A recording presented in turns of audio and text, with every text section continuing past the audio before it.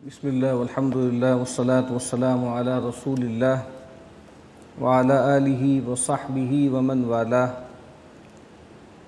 رب اشرح لی صدری ویسر لی امری واحلل عقدۃ من لسانی یفقہوا قولی۔ اللہم انفعنا بما علمتنا وعلمنا ما ينفعنا وزدنا علما، آمین یا رب العالمین۔ عن ام المؤمنین ام الحکم زینب بنت جحش رضی اللہ تعالی عنہا ان النبی صلی اللہ علیہ وسلم دخل علیہا فزعا یقول۔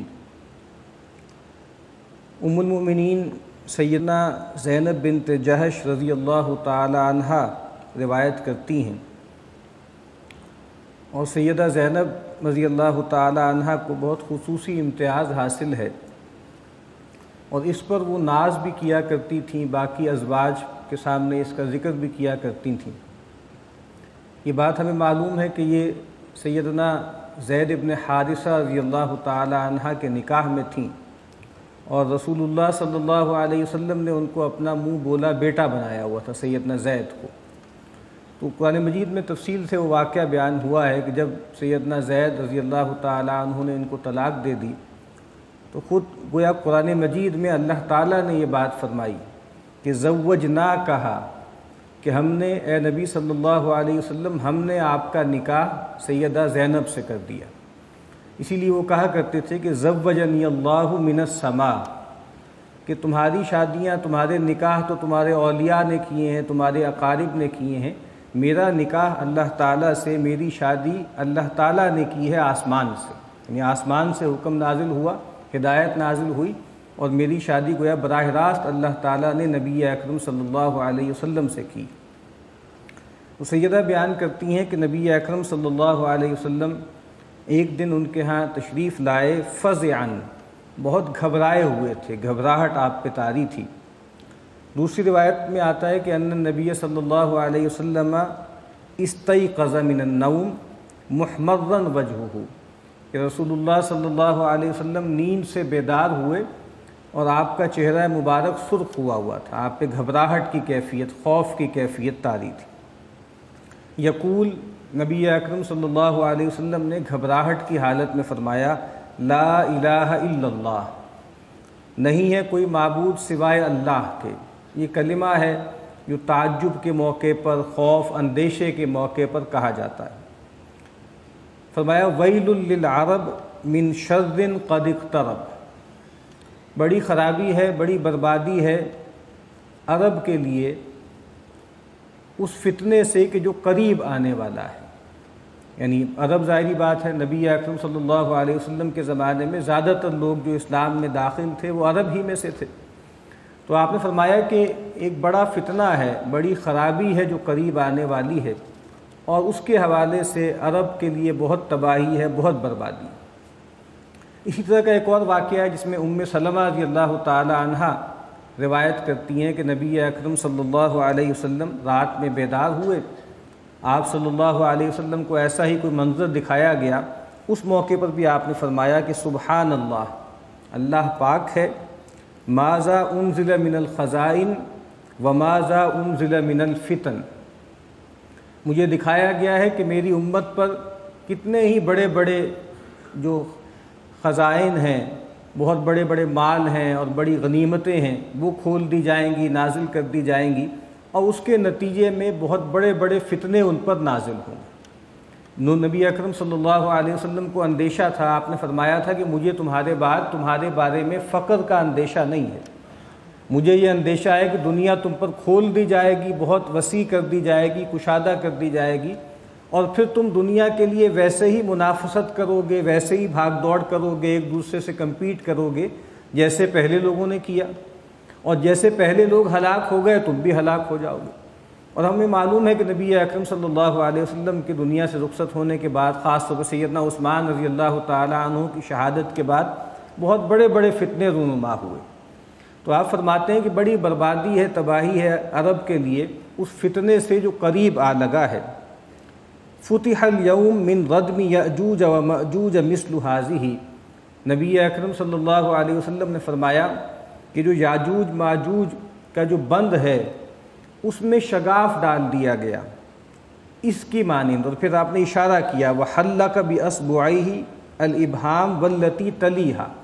یعنی انگوٹھا اس کے ساتھ کی جو انگلی ہے اس کو ملا کر آپ نے جیسے اتنا نشان بنا کے دکھایا، آپ نے کہا بھئی اتنا جو ہے وہ گویا شگاف پڑ گیا ہے یاجوج ماجوج کے اس بند میں جو باندھا گیا تھا۔ اب ظاہری بات ہے اس سے مراد کیا ہے اللہ ہی بہتر جانتا ہے۔ نبی اکرم صلی اللہ علیہ وسلم کو مشاہدہ کرایا گیا،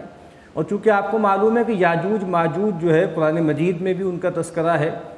اور من کل وادی ینسلون، ہر اونچائی سے وہ جو ہے پھسلتے ہوئے آئیں گے، فساد مچائیں گے، احادیث میں ان کا تذکرہ ہے۔ تو گویا یاجوج ماجوج سمبل ہے فساد کا، فتنے کا، انتشار کا، قتل و غارت کا۔ اسی حوالے سے آپ نے فرمایا کہ وہ جو بند ہے جو ذوالقرنین نے بنایا تھا اس میں جیسے اتنا شگاف جو ہے وہ پڑ گیا۔ فقلت، سیدہ زینب فرماتی ہیں میں نے عرض کی یا رسول اللہ انہلک وفینا الصالحون، اے اللہ کے رسول صلی اللہ علیہ وسلم کیا ہم ہلاک ہو جائیں گے جبکہ ہمارے درمیان نیک لوگ موجود ہیں، صالحین موجود ہیں، نیکوکار موجود ہیں، اولیاء اللہ موجود ہیں، کیا ان کی موجودگی کے باوجود ہم ہلاک ہو جائیں گے؟ قال، نبی اکرم صلی اللہ علیہ وسلم نے فرمایا نعم، ہاں ایسا ہی ہوگا، اذا کثر الخبث، جب گندگی، جب نجاست، جب گمراہی، جب گناہ، جب معصیت بڑھ جائے گی، پھیل جائے گی، تو پھر جو اللہ کی طرف سے تنبیہ آتی ہے، اللہ کی طرف سے پکڑ آتی ہے، عقوبت آتی ہے، تو سب لوگ اس کی لپیٹ میں آ جاتے ہیں۔ تو یہاں پر بھی آپ نے جو خبث کا لفظ استعمال کیا ہے کہ یہ جو گناہ ہیں یہ اصل میں نجاستیں ہیں۔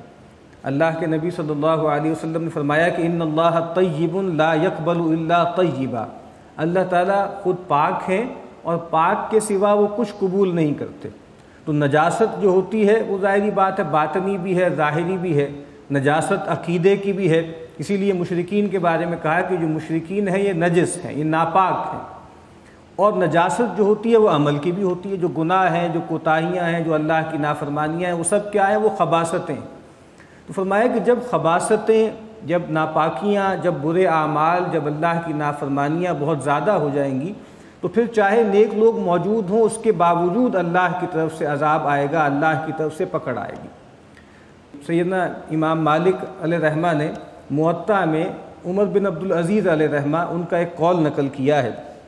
وہ فرماتے ہیں کہ ان اللہ لا يعذب العامہ بذنب الخاصہ، اللہ تعالیٰ ایسے نہیں کرتے کہ کچھ خواص کے گناہوں کی بنیاد پر عوام کو پکڑ لیں، عوام کو عذاب دیں۔ ولیکن اذا عمل المنکر جہارا، لیکن معاملہ یہ ہے کہ جب منکرات، برائیوں کا ارتکاب کھلے عام ہونے لگ جائے، جہری طور پہ ہونے لگ جائے، بالکل عام ہونے لگ جائے، سب کے سامنے ہونے لگ جائے، استحق العقوبۃ کلہم، تو کہا کہ پھر عقوبت یا جو اللہ کی سزا ہے اس کے سب مستحق ہو جاتے ہیں۔ ظاہر بات جب برائیاں عام ہو جائیں گی، جب برائیاں پھیل جائیں گی اور لوگ اس پر قادر ہوں گے کہ وہ ان کو روک سکیں لیکن اس کے باوجود نہیں روکیں گے، تو پھر کہا کہ جب اللہ کا عذاب آئے گا تو پھر چاہے چند لوگ، یعنی کچھ لوگ ہیں، ایک اقلیت برائیاں کر رہی ہو، لیکن اگر اکثریت جو ہے وہ خاموش تماشائی بن جائے، شیطان اخرس بن جائے، گونگا شیطان بن جائے، تو کہا کہ پھر جب اللہ کا عذاب آئے گا، اللہ کی عقوبت آئے گی تو وہ سب کو لپیٹ میں لے لے گی، سب لوگ اس کا شکار ہو جائیں گے۔ عن نبی سعید الخدری رضی اللہ تعالی عنہ عن النبی صلی اللہ علیہ وسلم قال افضل الجہاد کلمۃ عدل عند سلطان جائر۔ سیدنا ابو سعید خدری رضی اللہ تعالی عنہ نبی اکرم صلی اللہ علیہ وسلم سے روایت کرتے ہیں کہ آپ نے فرمایا کہ سب سے افضل جہاد کیا ہے؟ کلمۃ عدل، عدل کا کلمہ، عدل و انصاف کی بات، عند سلطان جائر، ایک ایسے سلطان، ایک ایسے حکمران کے مقابل میں کہ جو جور و ظلم کرنے والا ہے، یعنی ایک ایسا حاکم جو ظلم کر رہا ہے، زیادتی کر رہا ہے، اس کو توجہ دلانا، اس کو بتانا کہ بھائی ظلم نہ کرو، زیادتی نہ کرو۔ نبی اکرم صلی اللہ علیہ وسلم فرما رہے ہیں کہ یہ افضل الجہاد ہے۔ دوسری روایت میں الفاظ ہیں کہ ایک صاحب نے نبی اکرم صلی اللہ علیہ وسلم سے سوال کیا، اس حال میں کہ نبی اکرم صلی اللہ علیہ وسلم نے اپنا پاؤں جو ہے وہ اپنی سواری کی رکاب میں ڈال دیا تھا، ان صاحب نے سوال کیا ای الجہاد افضل، اے اللہ کے نبی صلی اللہ علیہ وسلم کون سا جہاد سب سے زیادہ افضل ہے، سب سے زیادہ فضیلت میں والا ہے، مرتبے میں سب سے بڑھ کر ہے؟ قال، آپ نے فرمایا کلمۃ حق عند سلطان جائر، حق کا کلمہ کہنا، حق کی بات کہنا ایک ظالم جابر حکمران کے سامنے، تو یہ افضل جہاد ہے۔ اور ایک اور موقع پہ نبی اکرم صلی اللہ علیہ وسلم نے فرمایا کہ سید الشہداء حمزہ بن عبد المطلب، فرمایا کہ سید الشہداء کون ہے، شہداء کے سردار کون ہیں؟ فرمایا کہ سیدنا حمزہ ہیں رضی اللہ تعالیٰ عنہ۔ اور پھر فرمایا کہ ہر وہ شخص قام الی امیرہ، جو اپنے حکمران کے سامنے کھڑا ہو، فامرہ ونہاہ، اور وہ اس کو بھلائی کی تلقین کرے اور برائی سے منع کرے، فقتلہ، اور وہ ظالم حکمران اس کو قتل کر دے، تو وہ شخص جو کلمہ حق کہنے کی پاداش میں مارا جائے، نبی اکرم صلی اللہ علیہ وسلم فرما رہے ہیں کہ وہ سید الشہداء ہے، وہ شہداء کے سرداروں میں شامل ہونے کا مرتبہ رکھتا ہے۔ اور ظاہری بات ہے کہ انسان کو جو رکاوٹ پیش آتی ہے وہ یہی ہوتی ہے نا، کہ جان کا ڈر ہوتا ہے، خوف ہوتا ہے۔ اسی لیے نبی اکرم صلی اللہ علیہ وسلم نے ایک موقع پہ فرمایا کہ لا یمنعن احدکم رہبۃ الناس ان یتکلم بحق اذا رآہ او شہدہ، کہ تم میں سے کسی شخص کو لوگوں کا خوف، لوگوں کا ڈر مانے نہ ہو کہ وہ حق بات کہے جب وہ کوئی چیز دیکھے یا کسی چیز پر موجود ہو۔ جب انسان کوئی چیز دیکھے جو ناروا ہے، جو ظلم کی ہے، زیادتی کی ہے، تو نبی اکرم صلی اللہ علیہ وسلم فرما رہے ہیں کہ دیکھو لوگوں کا ڈر، لوگوں کا خوف مانے نہ ہو، تمہیں روک نہ دے کہ تم حق بات کہنے سے رک جاؤ۔ کیوں کہ آپ نے فرمایا کہ فَإِنَّهُ لَا يُقَرِّبُ مِنْ أَجَلٍ وَلَا يُبَاعِدُ مِنْ رِزْقٍ، کہا کہ کوئی شخص کسی کو اس کی موت سے قریب نہیں کر سکتا، کسی کو اس کے رزق سے دور نہیں کر سکتا جب وہ کوئی حق بات کہے، جب وہ اس کو دیکھے۔ تو عام طور پہ یہی دو اندیشے ہوتے ہیں نا، کہ بھائی ہماری جو ہے روٹی پانی بند ہو جائے گی، ہمارا رزق روک دیا جائے گا، ہماری معیشت تنگ کر دی جائے گی۔ تو نبی اکرم صلی اللہ علیہ وسلم نے فرمایا کہ نہیں، کوئی شخص کسی کو اس کے رزق سے دور نہیں کر سکتا، ہٹا نہیں سکتا۔ اسی طریقے سے اس کے بعد جو سب سے بڑا اندیشہ ہوتا ہے وہ جان جانے کا ہوتا ہے، کہ جان جا سکتی ہے، موت ہو سکتی ہے اس معاملے میں۔ کہا کہ کوئی کسی شخص کو اس کی موت سے قریب نہیں کر سکتا۔ تو یہاں پر بھی آپ نے فرمایا کہ دیکھو جب بھی تم کوئی ناروا بات دیکھو، ظالمانہ بات دیکھو، تو حق بات کہو اور بلا کم و کاست بیان کرو۔ پیچھے ہم نے روایت میں فرمایا، ہم نے دیکھا تھا نا کہ نبی اکرم صلی اللہ علیہ وسلم نے جو بیعت لی صحابہ سے، اس میں یہ الفاظ شامل تھے کہ ان نقول بالحق اینما کننا، جہاں کہیں ہم ہوں گے ہم حق بات کہیں گے، لا نخاف فی اللہ لومۃ لائم، اور اللہ کے معاملے میں کسی ملامت کرنے والے کی ملامت سے اندیشہ ناک نہیں ہوں گے۔ اسی حوالے سے ایک روایت امام نووی علیہ رحمہ نے نقل کی ہے کہ سیدنا عائذ ابن عمر رضی اللہ تعالی عنہ صحابی رسول ہیں، دخل علی عبید اللہ ابن زیاد، وہ عبید اللہ بن زیاد کے پاس گئے، اس کے دربار میں، وہ حاکم اور والی تھا اور بہت ظالم و جابر آدمی تھا، مشہور آدمی۔ تو عبید اللہ ابن زیاد کے پاس وہ صحابی گئے اور ان کو نصیحت کرتے ہوئے فرمایا ای بنیا، اے میرے بیٹے، انی سمعت رسول اللہ صلی اللہ علیہ وسلم یقول، بے شک میں نے رسول اللہ صلی اللہ علیہ وسلم کو فرماتے ہوئے سنا ہے، ان شر الرعاء الحطمہ، آپ نے فرمایا کہ حکمرانوں میں جو لوگوں کے انچارج ہیں، جو لوگوں کی دیکھ بھال کرتے ہیں، ان میں سب سے برے لوگ کون ہیں؟ جو ظلم کرنے والے ہیں، جو زیادتی کرنے والے ہیں، جو لوگوں کو ظلم کی چکی میں پیسنے والے ہیں۔ اس طرح نبی اکرم صلی اللہ علیہ وسلم نے فرمایا نا کہ کلکم راعٍ وکلکم مسئول عن رعیتہ، تم میں سے ہر ایک جو ہے وہ ایک چرواہے کی مانند ہے اور تم سے اس کے گلے کے بارے میں سوال ہوگا۔ اسی روایت میں آپ نے فرمایا کہ والامام راعٍ،